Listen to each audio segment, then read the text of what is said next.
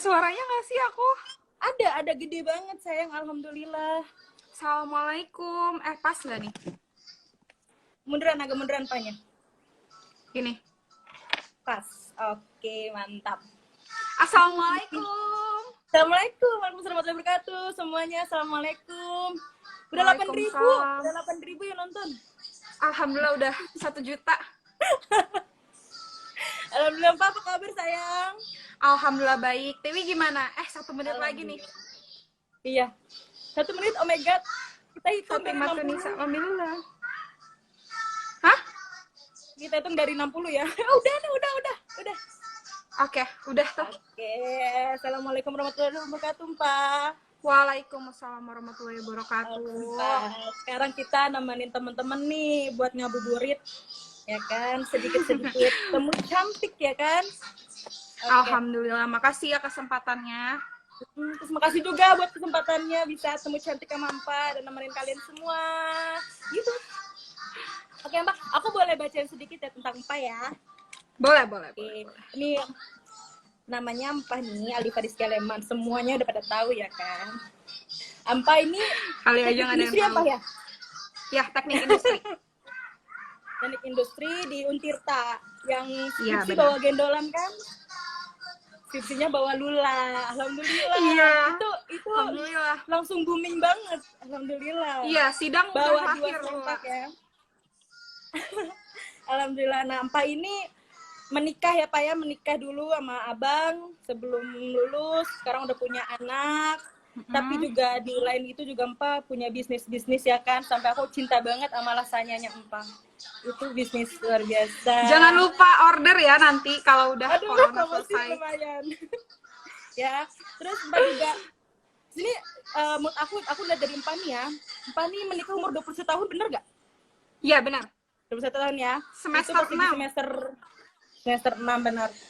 Nah, sekarang udah punya anak. Yang lucunya ya Allah, Akbar ya kan? Ya Allah. Nah, Empa, nih kita mau bahas tentang quarter life crisis gitu kan. Ya. Nah, quarter life crisis ini kan pasti banyak banget kan di bidang-bidangnya. Nah, kita pengen lihat di sisi Empa sebagai seorang ibu muda ya kan. Jangan goyang mama muda sayang. Rambutnya goyang gitu. Nah, sekarang kita bahas quarter life crisis ya kan, sesuai pengalaman Empa. Nah, aku mau nanya nih, Pak. Quarter life crisis menurut Empah tuh yang Empah pernah rasakan gimana gejala-gejalanya gitu. Jadi hari ini kita sharing-sharing aja yang mengenai quarter life crisis dari pandangan aku, dari pandangan Tiwi, dan dari pandangan teman-teman semua.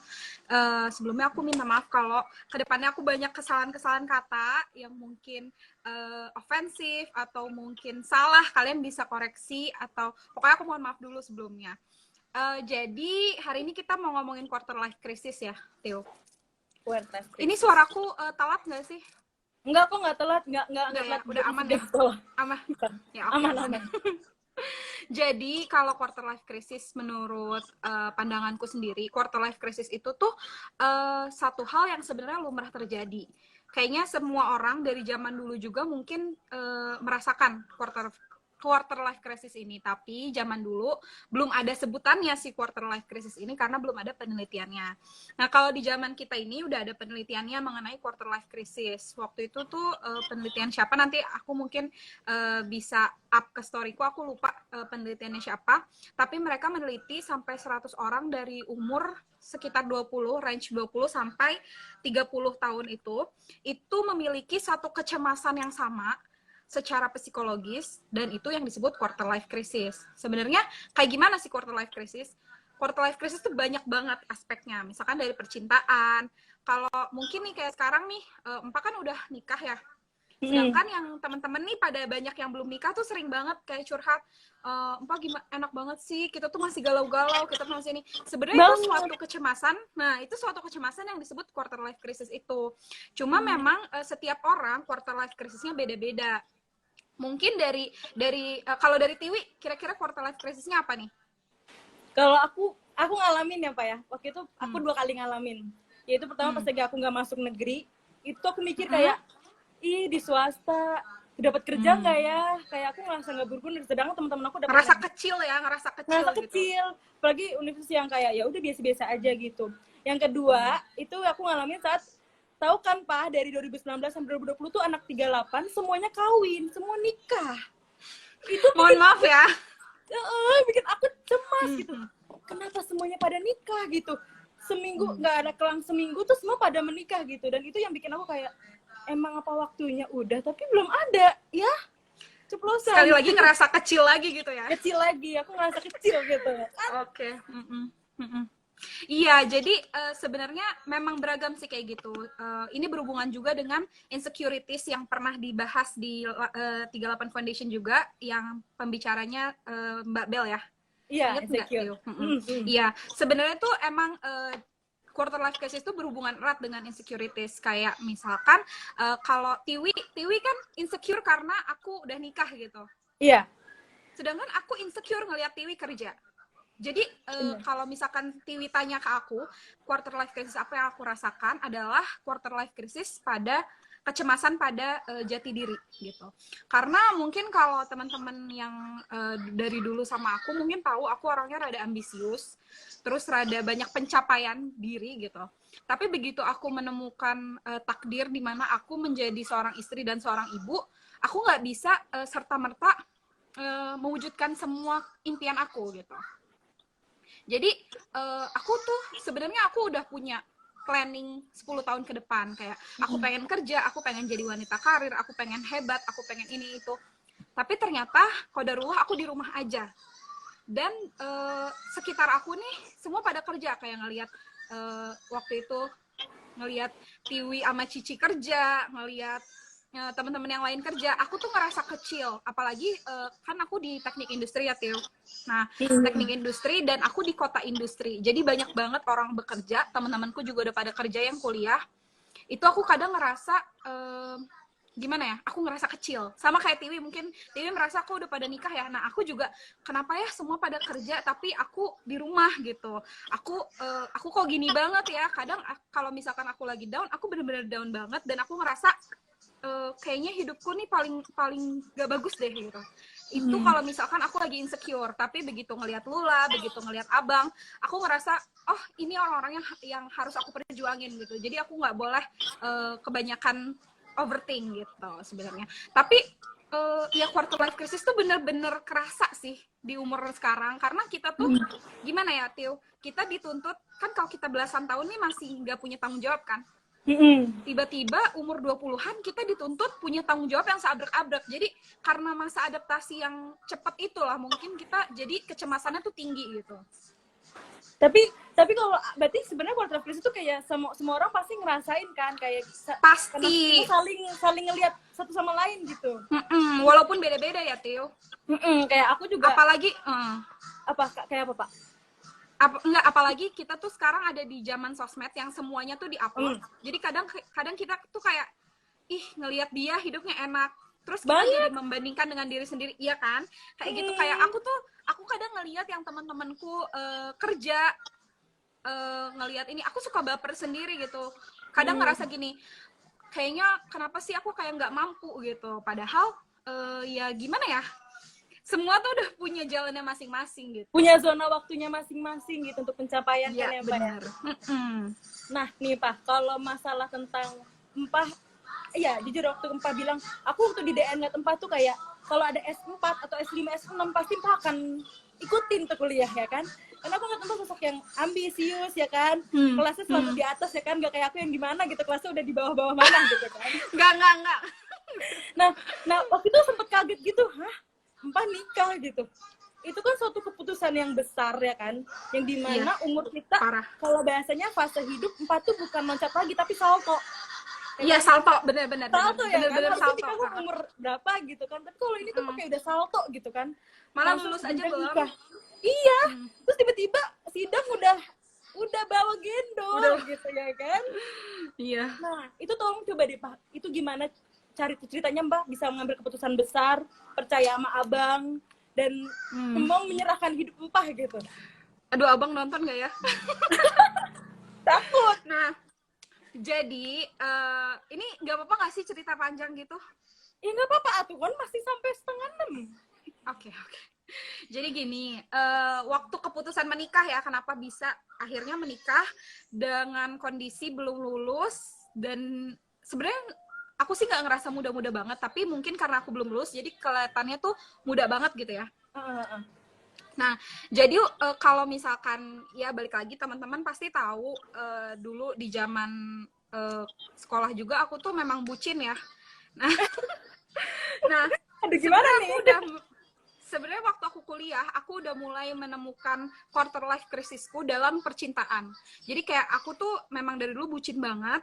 Terus begitu aku lagi kosong nih, aku kadang merasa kayaknya aku nggak bakal nikah deh gitu. Kayaknya aku udah nggak bakal jatuh cinta lagi deh gitu. Aduh, Terus serem.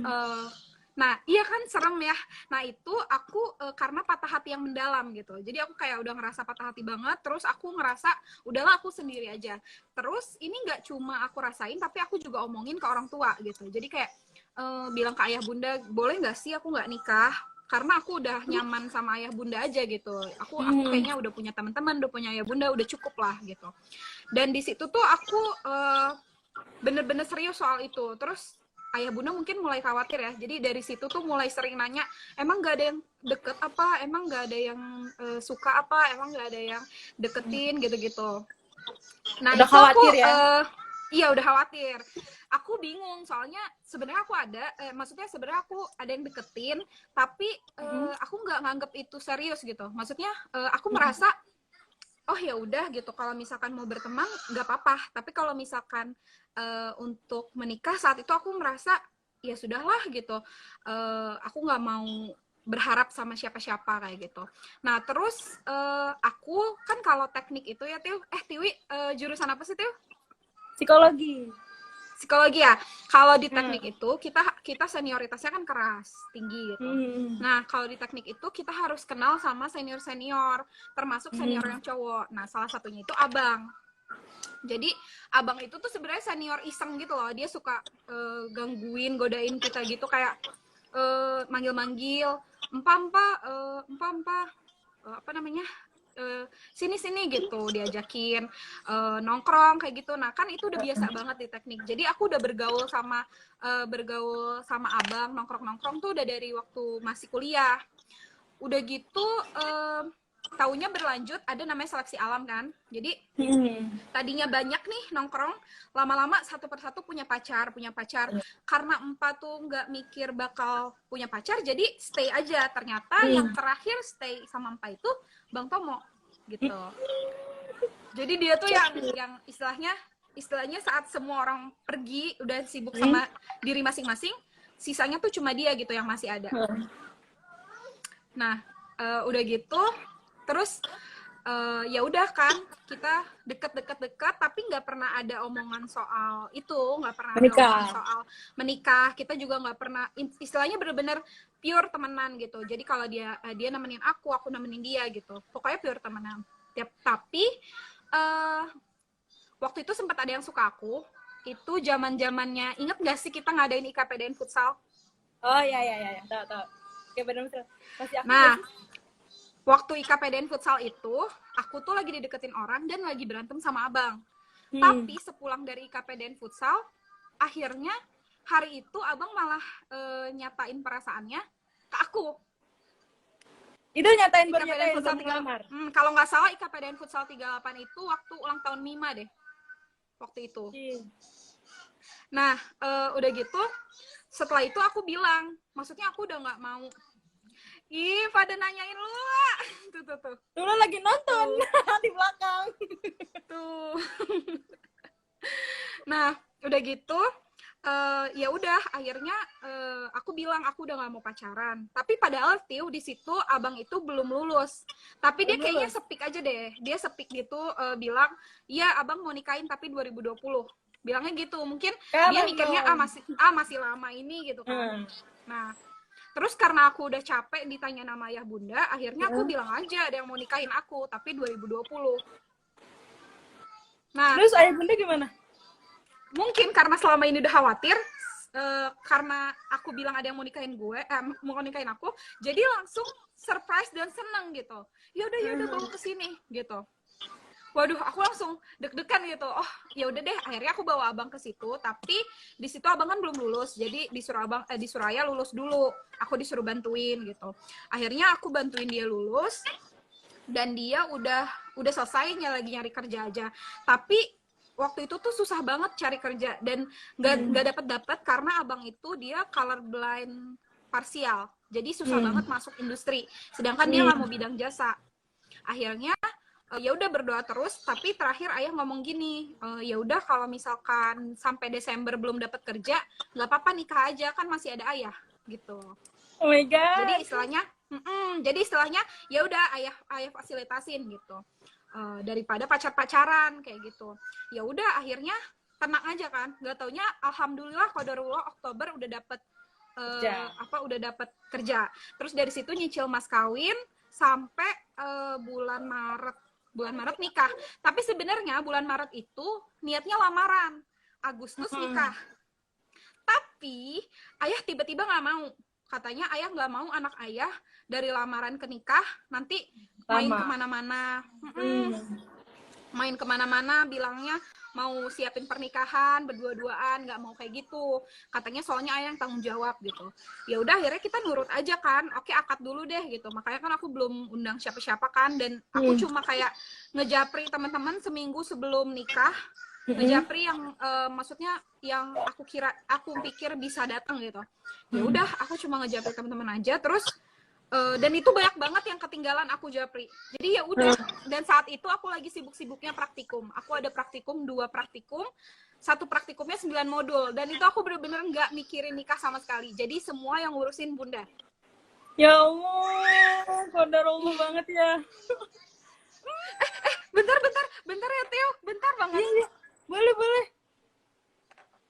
Mohon maaf ya, kan mama muda, jangan lupa. Iya. Nah, si cantik. Nah, kan Aku jatuh. jadi langsung 27.000. Langsung 27.000 yang nonton. Kedengeran nggak Tio?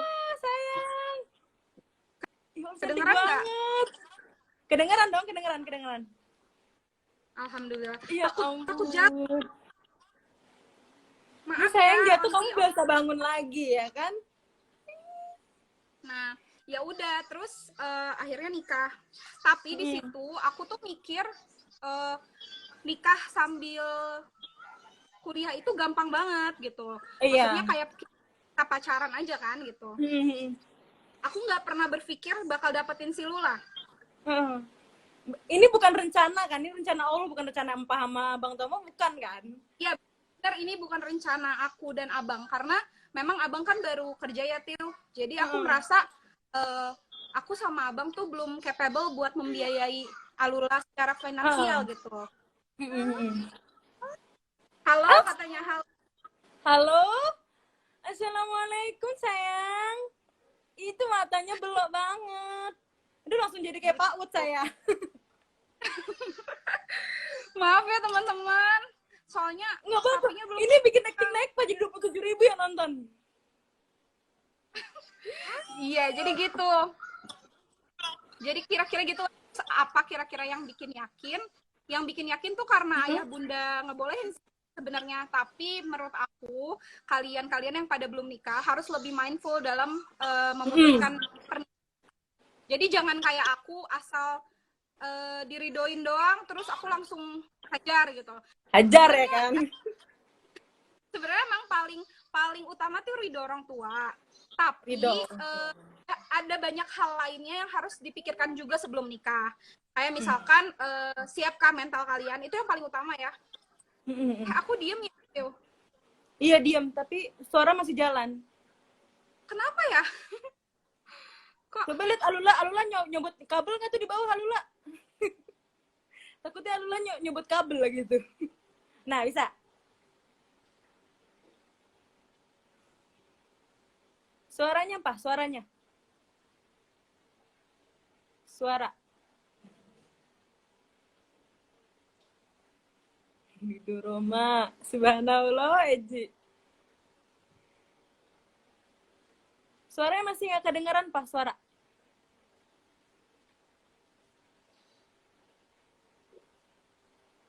Suara. Suara empah. Kalau suara Twi masih ada kan suara empah?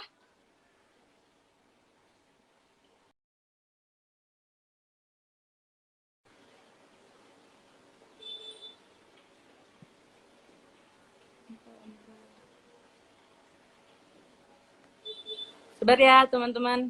Jangan turun actingnya ya, bentar ya, lagi diundang dulu. Diklik-klik ya, lagi connecting. Halo, Alhamdulillah. bisa ya? Mantap. Bisa. Mantap, Mantap, oke. mantap. Oke. Nah, maaf ya. Nah, tadi udah ya. Ya udah, kira-kira gitu. Jadi sebenarnya intinya adalah Empa yakin karena ridho orang tua sudah merestukan ya kan. Terus Empa juga ngerasa bahwa abang juga serius, nggak main-main. Terus Alula juga itu rencananya Allah, bukan rencananya Empa gitu kan. Tapi ternyata adanya Alula malah bikin Empa tuh jadi ya semangat untuk bisa membiayai Alula, bisnis di mana-mana gitu Ya. kan. Nah sekarang Pak, quarter life crisisnya nih Pak. Kita nih sebagai orang yang belum tahu nih quarter life crisis itu seperti apa sih rasa gelisahnya, maksudnya kayak ada nggak sih gangguan dari psikisnya atau gangguan dalam kayak ya udah kayak dia gelisah atau nggak bisa tidur malam gitu. Kalau aku sih ya, kalau aku tuh itu cuman nggak bisa tidur aja sih, inget-inget aja semua orang pada nikah gitu kan. Aku kayaknya semua udah sampai, mungkin aku udah sampai tahap depresi kali ya, karena aku udah sampai pernah teriak karena ngerasa tuh ini bukan hidup yang aku mau gitu.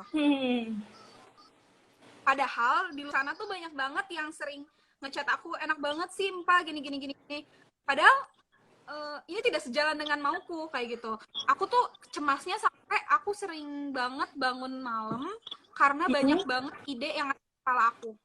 Terus kayak banyak banget kecemasan yang ada di diri aku gitu. Maksudnya kayak tiba-tiba gelisah, tiba-tiba cemas, tiba-tiba aku terus semakin aku sering ngeliat teman-temanku, semakin aku sering chatan sama teman-temanku yang kerja, aku semakin sedih.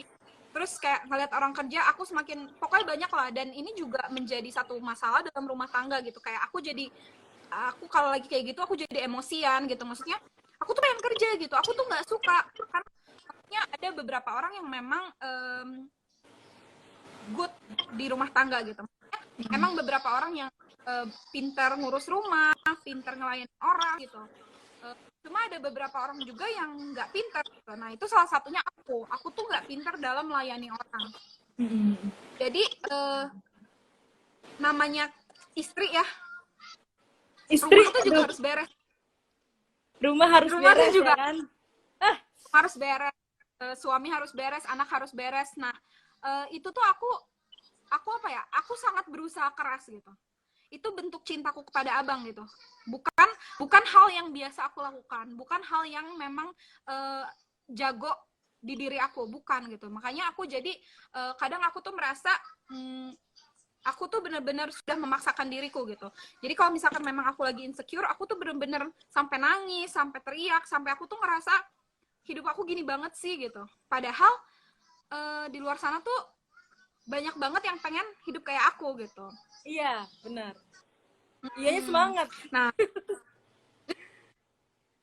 pengen punya anak. Ditunggu ya. Ditunggu ya. Iya, amin. Nah, nih Pak.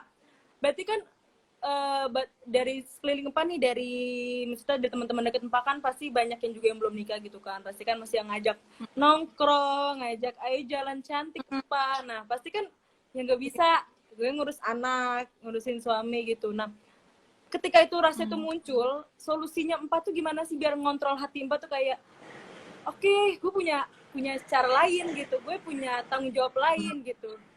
Itu gimana Pak? Karena teman-teman pada kalau pada ngajakin ya. Jadi sebenarnya kalau misalkan soal teman-teman ngajakin sih, aku nggak terlalu insecure sih, karena dari sebelum nikah aku tuh banyak dilarang sama ayah. Jadi kayak biasanya tuh kalau di Jakarta kan aku bebas main sama Jakarta. Tapi begitu aku pulang ke Cilegon, aku tuh bener-bener dilarang sama ayah kemana-mana. Dan kalau mau kemana-mana harus sama ayah. Jadi aku istilahnya sudah terbiasa. Aku tuh lebih insecure tuh kalau misalkan ada temen yang memperlihatkan hidupnya di sosmed gitu. Sebenarnya ini satu buruk sih. Ini yang aku bilang ini suatu krisis gitu. Jadi kadang ngelihat kalian kerja tuh aku bisa marah-marah sendiri gitu. Ini satu hal negatif yang aku rasakan gitu. Marah-marahnya tuh kayak Jadi kesel di hati, gondok gimana gitu. iya, aku jadi kadang menyalahkan keadaan, kenapa aku harus kayak gini, kenapa aku nggak bisa kayak teman-teman lainnya gitu. Satu hal yang bisa menyadarkan aku ketika saat itu, kalau aku ngelihat melunak ke aku. Jadi kalau misalkan aku ngelihat abang, aku tuh kadang kasihan, aku kadang ngerasa gini, ya Allah kok saya marah-marah, padahal mungkin aja ini juga bukan yang abang mau, tapi dia berjuang sama saya gitu. Karena abang itu lebih stable ya daripada aku. Dia nggak yang banyak mempertanyakan hidup, nggak yang banyak marah-marah lah pokoknya gitu. Nah, aku mau nanya deh Pak nih ya. Kan Pak udah bilang kan Pak tuh termasuk orang yang ambisius, dimana kayak aku pengen jadi wanita karir tadinya kan, pengen kuliah, pengen bekerja gini-gini. Nah ketika qadarullah tuh datang, Empa harus menikah, Empa harus punya anak, Empa pernah nggak merasa bahwa itu adalah sesuatu yang memutuskan harapan Empa gitu? Enggak sih. Apa yang bisa meyakinkan Empa kayak enggak kok ini emang jalan Empa gitu, apa yang Empa pikirkan, apa Empa yang bayangkan, kenapa harus ini, padahal kan tadinya Empa pengen karir, kerja, S5, S6 ya kan. Tunggu, Empa suaranya hilang. Bentar. Coba ngomong, Pak.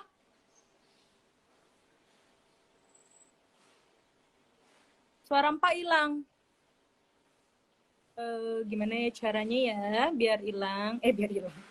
Biar nggak hilang. Dikit mukanya mau banyak, muka cuma satu, Rifda Afifah. Klik lagi. Hilang. Bentar ya, Pak. Pak masih ada nggak suaranya? Coba Pak live lagi, aku undang lagi ya.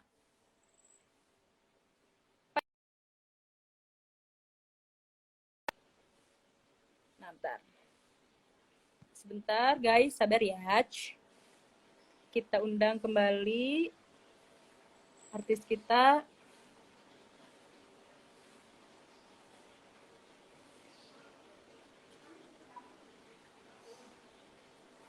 Aduh, Sudah. banget ya.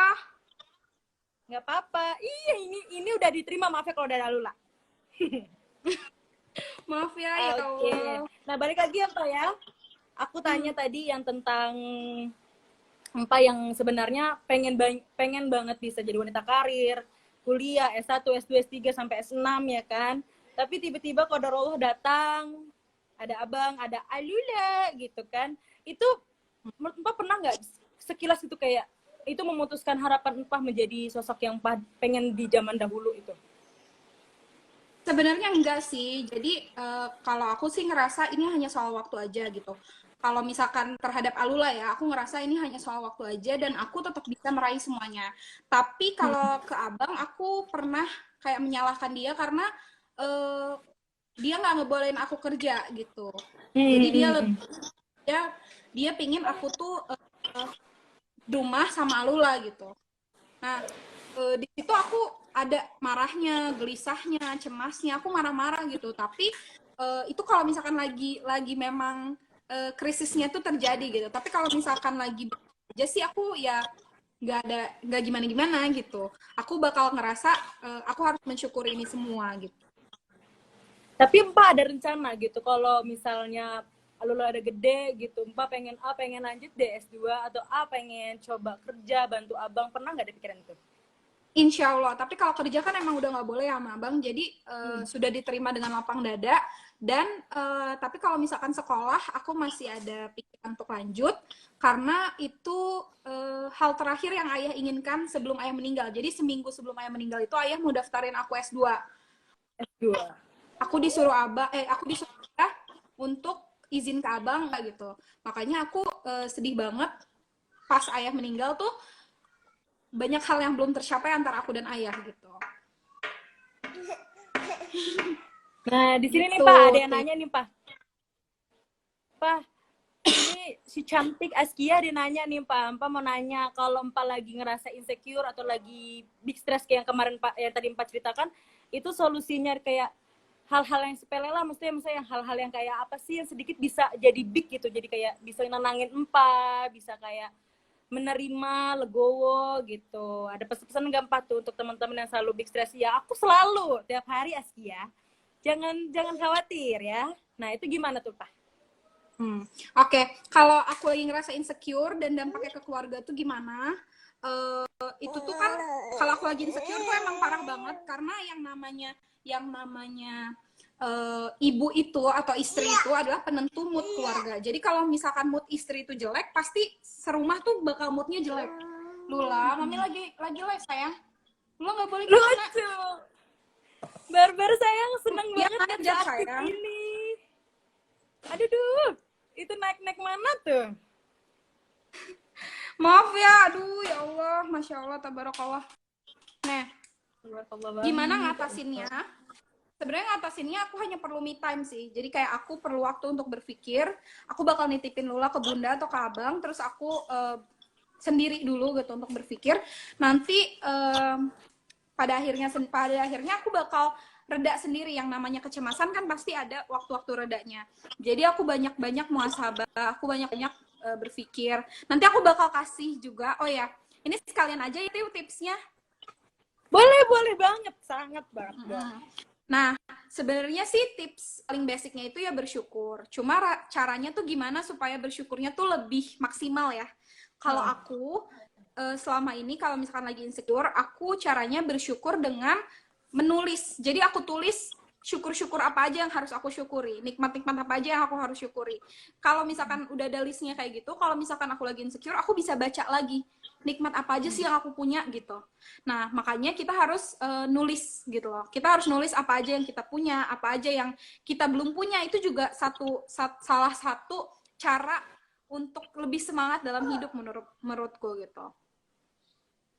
Jadi kayak biar kita bisa merimain ketika itu kambuh lagi, kita bisa inget nih apa yang kita punya ya kan Pak ya. Jadi kayak bener. Ya biar ada pegangan untuk reminder kita kalau kita tuh sebenarnya punya sesuatu dan berharga gitu ya kan. Si Alulanya nggak keluar naik pohon kan ya iya, Pak? bener banget. Takut saya. Tiba-tiba udah di belakang. Tapi dia lagi, aku juga bingung nih, lihat deh. Bentar ya, bentar. Hiburan. Kalau nangis deh. Jangan nangis sayang tuh. Ada baik tante-tante, om-om. Tante-tante om yang lagi nontonin Lula. Pesan apa yang ke teman-teman yang selalu bilang stres mau nikah aja kayak menurutku ya, pesan dari aku, kalian boleh nikah cepat, kalian boleh nikah muda, tapi be mindful. Jangan cuma memang orang tua itu paling basic, tapi kalian juga harus memikirkan banyak hal dalam pernikahan. Jadi kalau menurut aku ini, Tiwi kena quarter life crisis, tapi dalam kondisi single. Tiwi bisa melakukan apa aja sesuai mau Tiwi. Kalau aku kena quarter life crisis dalam kondisi aku punya suami dan punya anak. Artinya saat aku bertindak untuk quarter life crisis tersebut, aku harus memikirkan banyak hal, aku harus memikirkan banyak hati. Kayak kalau misalkan aku mau diri aja, ya, susu Alula, terus Alula dititipin sama siapa, abang yang nyiapin siapa gitu. Jadi banyak banget hal yang sebenarnya banyak dipertanggungjawabkan nanti ketika menikah gitu. Jadi kalau misalkan kalian lagi belum nikah aja stres, terus kalian mau nikah, itu akan lebih stres lagi gitu loh. Iya, malah nambah beban jadinya ya. Benar. Jadi kalau pesan dari aku, berdamailah dulu sama diri kalian sendiri, baru kalian bergandengan tangan dengan yang lain gitu. Nah, itu berdamainya itu loh, Pak. Berdamai dengan diri sendiri aja tuh kadang-kadang balik lagi. Tema ini tuh sama temanya Mbak Bel yang di awal, yaitu insecure. Insecure sama quarter life itu kan bersambungan ya kan. Bisa berkaitan gitu. Nah, kayak aku nih, kalau aku bisa tanya apa nih, aku tuh ngerasa kayak udah insecure, quarter life crisis, terus aku tuh kayak pengen, udahlah, kalau kayak gitu gue mendingan nikah aja. Tapi tuh nggak sampai kayak nggak pernah mikir kayak nikah tuh akan kayak gini hidupnya, tapi kayak maunya tuh ya benar, nggak pernah berpikir panjang gitu. Nah itu tuh gimana cara kita tuh kayak berpikir panjang, tenang, kayak itu yang aku nggak bisa dapetin sekarang ini di posisi sekarang itu tuh. Tips-tipsnya apa sih Pak? gimana ya, kalau misalkan aku sesuai dengan pengalamanku sendiri ya, aku merasakan memang sekarang yang perlu kalian tahu adalah kehidupan menikah itu jauh lebih sulit, jauh lebih susah dibandingkan kehidupan kalian saat single. Jadi ketika kalian memang berpikir untuk menikah, kalian tuh harus udah siap ngedapetin masalah yang double atau triple, karena orangnya double atau triple kan. Nah, iya kan. Nah, terus abis itu aku juga pernah baca kalau menikah itu seni mengalah. Menikah itu seni ikhlas. Saat kalian belum bisa mengalah dan belum bisa ikhlas, ya bakal banyak cobaan terjadi. Jadi aku juga nggak bakal bilang pernikahanku mulus-mulus aja sih, karena aku juga berjuang sangat keras gitu. Karena aku nikah di umur yang 21 tahun tuh sebenarnya nggak muda, tapi saat itu aku masih kan yang keras, egoisnya, yang lagi barbar-barbarnya, pokoknya banyak hal yang akhirnya aku merasa menjadi bumerang untuk aku sendiri di dalam pernikahan ini gitu, Tio. Nah, di sini nih, Mbak. Berarti kita harus belajar menganalisis dulu kitanya, menganalisis diri kita apa kita siap atau enggaknya gitu kan. Nah, di sini ada pertanyaan nih, Pak. Katanya gimana nih cara menghadapi tantangan quarter life crisis dengan dimana masyarakat Indonesia itu kolektivitas nih, kolektivistik. Kolektivitas tuh apa ya? Kolektif itu kayak lebih kayak pemilih gitu nggak sih? Ya nggak sih? Ini saudara dia Al-Haq. kayak di stasiun TV, saudara Aldia Al-Haq. Ada juga kayak dia pertanyaan dari baru itu sih tips berdamai dengan diri sendiri dong, Kak. Nih, ada lagi dia sebut. Siapa tuh? Siapa? Mana nih? Siapa namanya? Banyak ya, alhamdulillah komennya ada 11 juta. Bercanda. Itulah canda saya. Iya, sayang, alhamdulillah baik banget. Mana sih pertanyaan dari siapa, Pak? Tiba Zara Salsabila, kayak kamu tiba-tiba ngerasain harus ada satu orang lagi yang harus gue urus gitu. Satu orang, berarti tanggung jawab kali ya, Pak? Oh, waktu pas saudara Zara sudah ngerasain baby blues gitu. Oh iya, baby blues. Itu pernah merasakan? Okay. Alhamdulillah enggak. Alhamdulillah.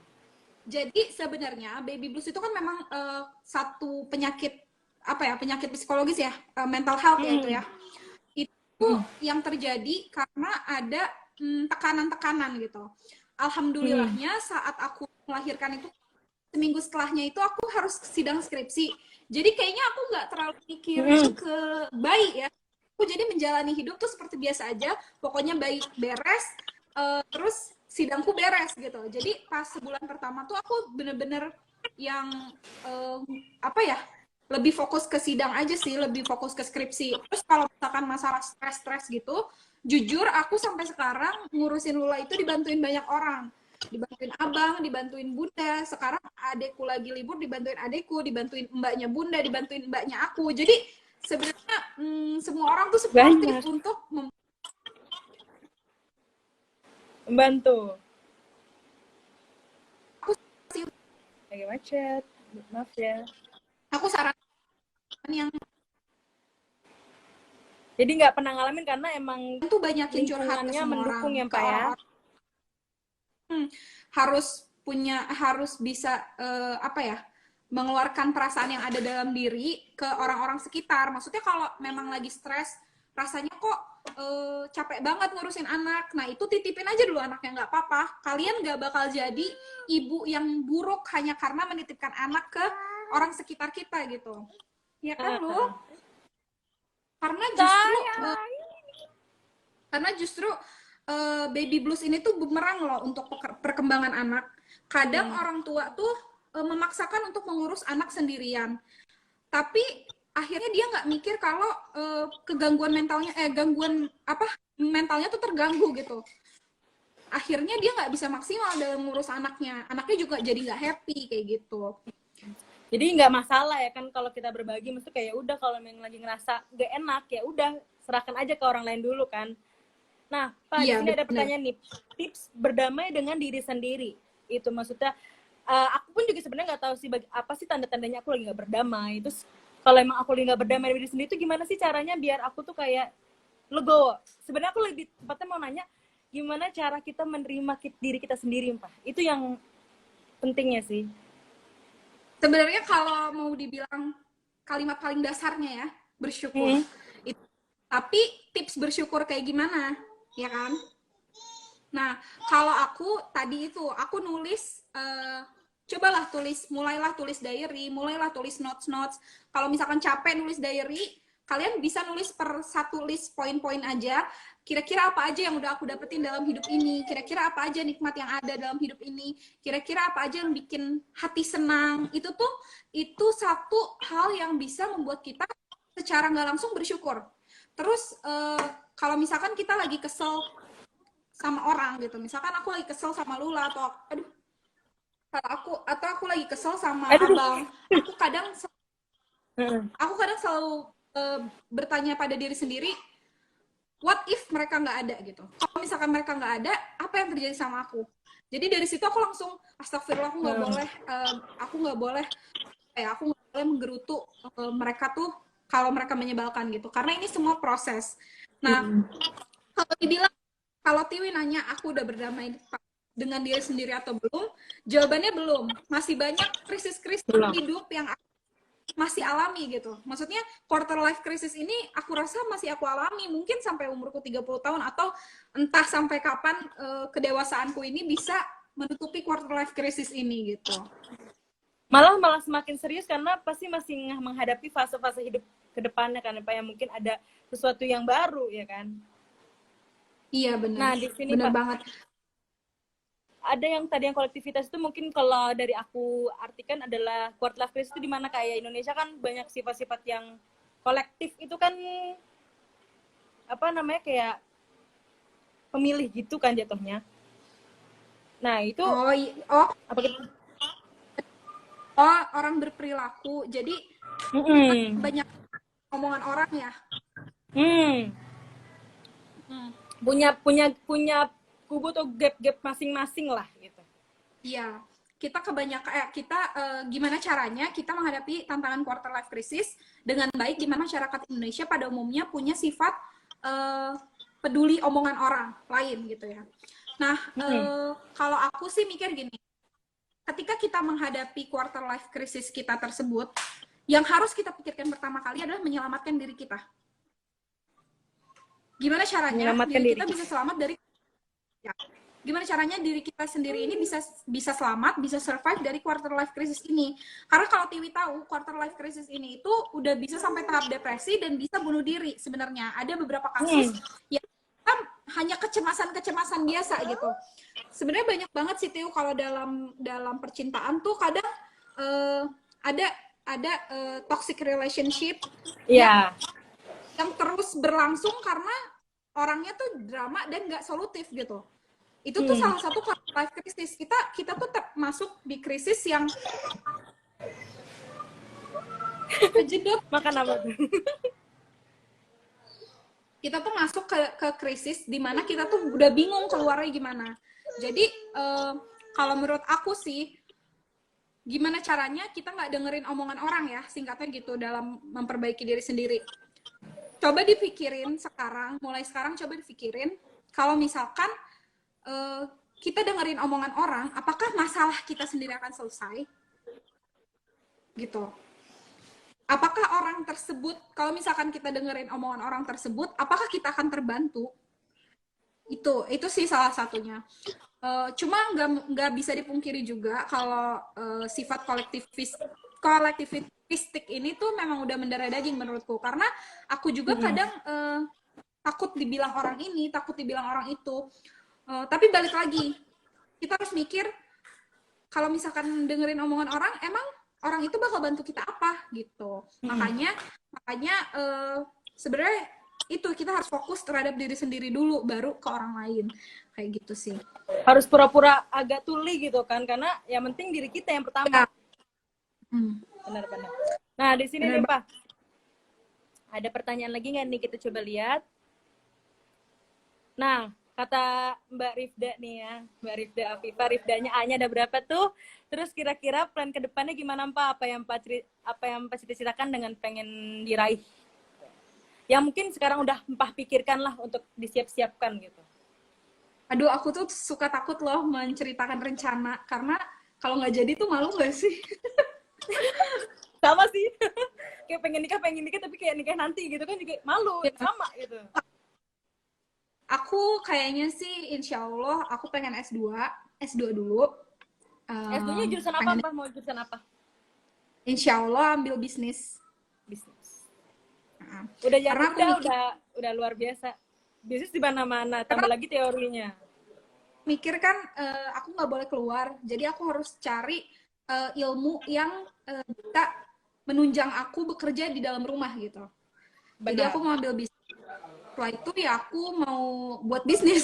Setelah itu aku mau buat bisnis untuk menunjang finansial keluarga juga. Terus sebenarnya nggak ada yang lebih spesifik sih. Cuma kalau aku tanya, aku nih rada berbeda pandangan ya sama suamiku. Jadi dia maunya punya anak dulu. Aku maunya sukses dulu. Jadi Mau nambah abang berapa itu pengen lagi, punya. Bang Tomo? Ya Allah, mau nambah 3, 4, 5, 6 gitu. Jadi rame rumahnya. Jangan Mohon sih. maaf. Jangan ntar dulu. Aku bener-bener tidak siap untuk punya anak dua. Belum siap lebih tepatnya. Belum siap ya. Karena masih pengen urus Alula dulu lah dengan privat, dengan Bener. baiknya. Nanti ketika Lula sudah siap untuk mengajarkan adanya ya baru kita. Mungkin Empah juga masih Iya. muda kan, umurnya juga masih ya siap lah ya kapan aja ya kan. Bener. Ya Nah, pokoknya ya sebenarnya kita tuh dalam setiap keputusan, kalau aku nggak pengen kasih pesan ke kalian, dalam dalam hidup ini tuh kita harus sadar dalam hidup tuh maksudnya gini. Kalau dalam urusan finansial, misalkan boros ya, Tio. Kita boros secara sadar. Boros sadar, secara sadar sadar. Bang. Sadar.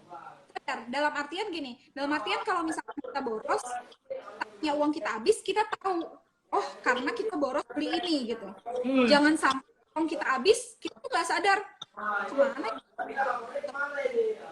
Itu yang menurut aku bisa.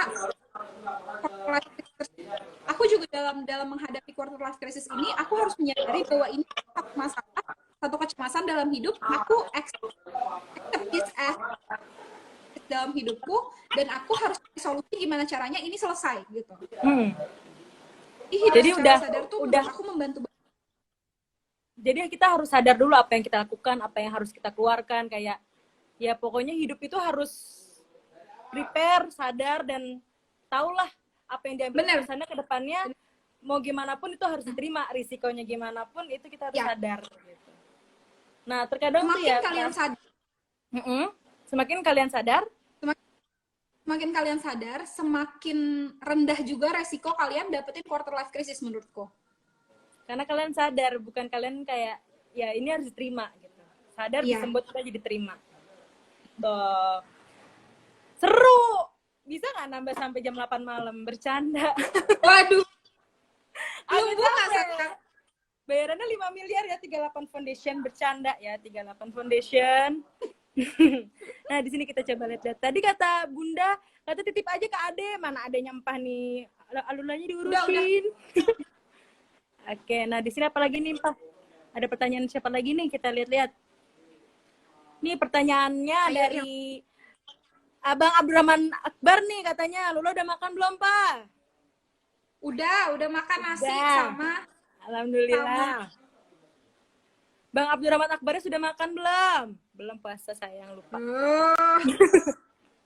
Kolektivitas atau dap mana ya? Tadi si Zahra ya, tadi nanya apa sih Mbak Zahra? Bisa diulang lagi nggak Mbak Zahra pertanyaannya? Oh nih, kayaknya kamu tiba-tiba ngerasain harus ada satu orang lagi yang harus gue urus gitu. Siapa maksudnya suami kedua Zahra? Apa nih maksudnya nih? Pokoknya pertanyaannya Mbak Zahra kayaknya kalau misal tiba-tiba ngerasa harus ada yang satu orang lagi yang harus diurus. Kayaknya ada pertanyaan di awal nih. Ya.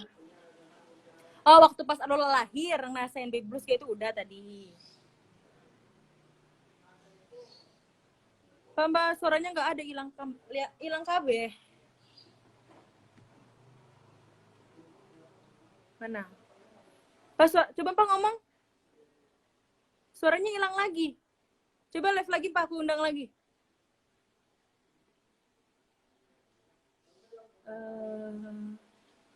Maaf teman-teman,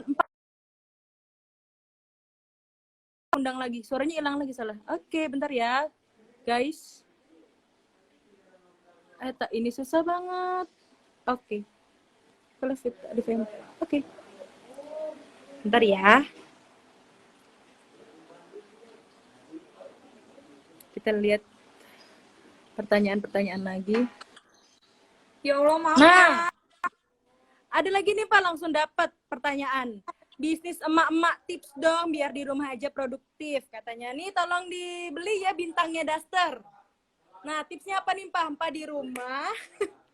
Empah di rumah. Ya kan, ngurusin Alula tapi bisnis tetap jalan. Rizkia Cookies, fashion apa yang di dunia fashion itu tuh berjalan malam Pak udah punya apa namanya? Ruko ya? Apa sih kayak toko ya? Nah, itu gimana tuh ceritanya bisa begitu tuh? Jujur, aduh, sebenarnya kalau misalkan ditanya soal bisnis, kenapa gimana cara bisa berjalan, aku sama sekali nggak tahu. Kalian bisa tanya aku lagi nanti kalau misalkan aku udah jadi S2 di sekolah bisnis ya. Iya, sekolah bisnis di Paris gitu ya kan. Tapi gimana nih Mbak, maksudnya Mbak itu bisa bagi waktu. Oke, sekarang kita belajar tentang bagi waktu. Gimana sih Mbak bagi waktu, di mana Mbak harus ngurusin Alula, di mana Mbak harus ngurusin suami, Mbak harus ngurusin bisnis, dan Mbak tuh juga pernah waktu itu aku pernah inget banget waktu itu aku pernah download Mbak bikin dana darurat. Itu aku pantangin banget. Nah, itu kan sesuatu yang harus punya waktu yang relatif ini kan seimbang. Nah, itu gimana Mbak memanage waktunya? Jujur kalau soal bisnis itu aku barengin sama ngurus Alula lewat HP doang, online, secara online. Jadi semuanya aku HP sambil ngurusin Alula itu gampang banget. Jadi nggak ada waktu yang perlu aku memang kalian gitu. Terus kalau misalkan dengan banyaknya bisnis ini, sebenarnya sih aku tuh cuma online marketing aja. Karena yang ngejalanin kan aku kayak yang masak tuh sebenarnya bunda gitu. Jadi aku cuma marketing karena aku juga sebenarnya nggak suka masak gitu. Terus kalau ketahuan ya. Ketahuan, ya makanya bisnis semuanya bunda. Itu terus kalau soal pembagian waktu, mungkin banyak yang tahu dulu aku punya fashion, tapi sekarang lagi nggak jalan karena bisa dibilang quarter life crisis juga sih, karena aku insecure setelah melahirkan ini tuh aku melar banget karena nyusuin, jadi lapar terus kan. Setelah itu aku ngerasa aku capable buat review-review barang daganganku gitu. Jadi akhirnya aku memutuskan untuk berhenti dulu dan lebih fokus ke Alula dan bisnis yang lainnya gitu. Maksudnya aku bantuin bunda, aku bantuin pokoknya aku bantuin keluarga dulu dalam bidang marketingnya, tinggal jualan yang lain gitu. Jadi kalau misalkan soal bisnisnya gimana berjalan sih, aku juga bingung sih jawabnya karena semuanya berjalan sesuai waktu aja. Jadi aku yang penting itu misalkan kalian bikin online, misalkan Rifda bisnis apa sih? Dasternya bintangnya Daster nggak tahu yang mana ya, pokoknya itu. Daster. Nah, tiap hari tiap hari story gitu. Mau story-nya sama kayak kemarin juga nggak apa-apa. Yang penting orang tahu usaha Rifda ini. Ya, orang tuh tahu usaha Rifda ini nggak lagi diam gitu. Karena kemarin waktu fashion aku sempat break 1 bulan. Setelah 1 bulan aku upload lagi, aku udah kehilangan gitu. Karena orang tuh udah emang masih ada ya gitu lah. Karena aku udah ngilang lama gitu. Makanya aku ini jangan pernah malas, jangan pernah mager. Nah, quarter life crisis saat Empah masa fashion itu nggak pede untuk nge-review, itu maksudnya nggak pede nge-review gimana sih Empah, maksudnya yang Empah rasakan saat itu? Kalau kalian lihat, aku tuh di fashion tuh sering nge-review pakai badanku sendiri. Jadi kayak aku pakai baju yang sampel, terus nanti aku review pakai baju kaca gitu. Terus aku selama ini itu adalah paling jitu untuk dapetin pembeli. Jadi kalau misalkan aku bakal rame, dan kalau aku nggak review nggak bakal rame gitu. Tapi begitu aku abis melahirkan, aku lagi menyusui dan aku semakin besar badannya, aku langsung insecure dan langsung benar-benar kayak aku udah nge-review nanti fokus lagi, aku nggak berani, nggak pede gitu. Nggak pedenya tuh nggak pede banget sampai aku ngerasa ini mah aku jelek banget, ini aku ini banget gitu. Nah itu tuh satu krisis yang aku alami juga, karena kadang Tiwi ngeliat kayak teman-teman tuh masih pada bisa diet, masih pada bisa olahraga, bisa ini bisa itu, sedangkan aku tuh dalam kondisi kalau aku diet kesian Alula, kalau aku olahraga aku itu kan. Jadi itu adalah satu krisis yang aku kadang berkecamuk gitu. Aku pengen ngelakuin hal ini untuk diriku, tapi aku harus mikirin orang lain kayak gitu. Itu tuh jadi satu kecemasan, dan kadang aku bisa sampai nangis gitu karena ngerasa aku nggak bisa ngedapetin apa yang aku mau gitu. Oh my god, aku udah nggak kayak udah tahu banget artinya gitu loh Mbak, kayak bersyukur. Sekarang nih aku langsung bersyukur gitu, kayak aku masih bisa diet, aku masih bisa ngelakuin hal gitu. Kayak kamu kita bisa sama-sama mau. Iya benar. Gila, bener, aku langsung kayak punya bukan langsung punya percaya diri, kayak dapat ilham gitu kan, kayak gitu. Kayak alhamdulillah gitu. Jadi aku udah mulai kayak menerima gitu. Oke, maksudnya setiap orang pasti punya kelebihan dan kekurangannya, punya apa yang dia pengenin tapi nggak ada, tapi dia pengen, atau aku yang pengen itu tapi sebenarnya aku juga ada yang mereka pengenin, kayak Empah pengen juga kerja tapi aku pengen punya anak. Jadi kayak putar balik gitu kan. Jadi intinya bersyukur sama yang udah kita punya, bersyukur sama yang udah kita dapetin. Nah, Empah mana adik aku Lula. Ya Allah, Mas Borneo bukan adik, Om. Mohon maaf nih, adik. Om, tahu. Om Borneo bukan kakak Borneo, mohon maaf nih. Ini dia pinter personal branding, dia lagi branding diri dia sebagai kakaknya Lula. Ya aduh, agak pusing saya dengarnya tuh. Agak berat sih karena kemarin. Saya sampai kaget dengan mana adik aku, ya kan. Aduh, Om Borneo makin muda aja kayaknya. Tolong respect. Promosi lagi. Alhamdulillah mudah-mudahan semakin muda ya kan. Oke. Nah, di sini apa lagi nih? Oke, ada lagi nggak ya pertanyaan? Yang mau bertanya bisa silakan, waktu masih ada 4 menit lagi. Kita tidak ada ini ya, hadiah grand prize ya. Lagi corona. Jadi kita nggak bisa bagi-bagi hadiah. Mohon maaf. Passwordnya, wih calon suaminya mana? Di tangan Allah. Rifda Afifa, you know? Sebel ya, denger gini. Nyusul nih, Teo. Iya, wih calon suaminya mana? Di tangan Allah, ya kan? Belum dikasih, belum ditumpahkan. Terus ya, Teo, aku juga mau cerita. Jadi aku tuh semakin ngerasa krisis, semakin ngerasa insecure, karena ketika aku hal ini, aku tuh nggak bisa cerita ke banyak orang karena orang-orang tuh belum merasakan apa yang aku rasa. Oh, udah connect nah. Kita ya, Tio. Iya, Instagram nih gimana sih orang kita mau penutupan nih? Ya dikasih waktu. Oke. Nah, lagi Pak, tips kecil lagi. Ya, itu kalian harus nulis. Menurut aku sih harus nulis supaya kalian bisa baca lagi, bisa rewind lagi, bisa buat reminder kalian ke depannya kalau lagi insecure atau lagi ngedapetin kalian ada dalam quarter life crisis gitu, ketika kalian lagi cemas, lagi gelisah dan lain-lain. Nah itu sih kira-kira tipsnya. Dan apa ya, kalian harus lebih mindful aja sih, mindful dalam melakukan segala hal, untuk pernikahan, untuk punya anak, untuk melanjutkan studi. Kalian harus lebih riset, menurutku riset sebelum melakukan hal itu gitu. Riset kalau itu emang yang dipengenkan apa bagaimana gitu kan ya Pak. Jadi intinya quarter life crisis itu bukan dikhawatirkan tapi dinikmatin, karena itu salah satu fase hidup kita yang harus kita jalanin. Pasti semua orang akan ngerasain itu, karena setiap orang pasti nggak akan merasa dia sempurna gitu kan, pasti ada aja kurangnya ya kan teman-teman semuanya. Jangan sedih karena nanti nggak bercanda, kira ada episode selanjutnya kan. Maaf 38 Foundation ya kan. Terima kasih banget buat 38 Foundation, buat kesempatannya, buat Tiwi juga udah nenangin aku berhari-hari. Iya, saya sebenarnya aku juga deg-degan. udah bantuin untuk jadi hostnya. Makasih banyak buat teman-teman yang udah nonton juga, makasih banyak, semoga bermanfaat.